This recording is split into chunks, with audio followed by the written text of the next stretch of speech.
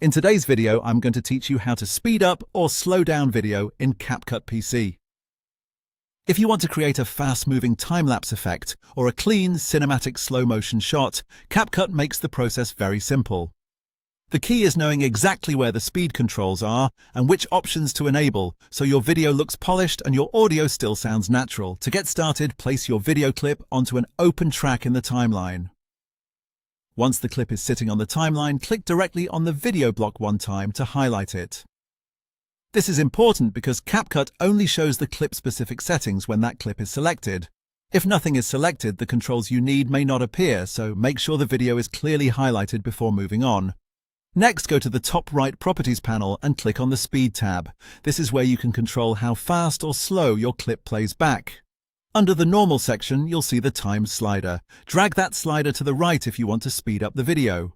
For example, moving it to 2 times or higher is great for fast-forward effects, time-lapses, or cutting down long footage into something more dynamic. If you want slow motion instead, drag the slider to the left so it goes below 1 times. The lower the value, the slower your clip will play. As you adjust the speed, pay attention to how the clip changes in the timeline. A faster clip becomes shorter, while a slower clip becomes longer. That can affect the pacing of your edit, so it's a good idea to preview the result after making the change. Once the speed is set, take a moment to improve the final quality. Check the box next to pitch so the audio stays more natural.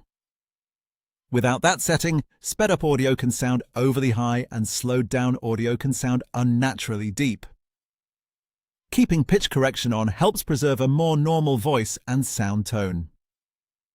If you're creating a slow motion effect, also turn on Smooth Slow-Mo and choose Optical Flow. This helps CapCut generate new frames between the original ones, which can make motion look much smoother and less choppy. It's especially useful for action shots, movement, or any clip where you want that silky slow motion look. After that, your speed effect is ready. Preview the clip to make sure it looks and sounds the way you want, and you're all set.